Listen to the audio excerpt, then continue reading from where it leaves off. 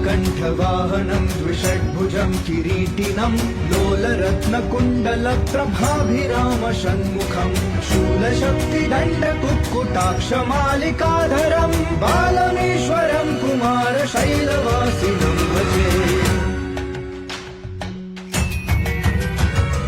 वल्लिदेवयानिका समुल्लसन्तमीश्वरं मल्लिकादिदिव्यपुष्पमालिका विराजितं झल्लरीनिनादशङ्खवादनप्रियं सदा पल्लवारुणं कुमारशैलवासिनं भजे।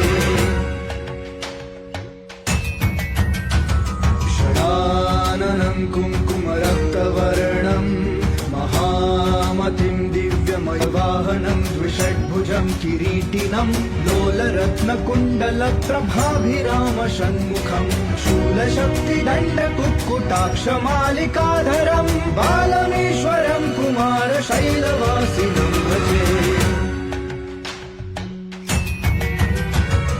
वल्लिदेवयानिका समुल्लसन्तमीश्वरं मल्लिकादिदिव्य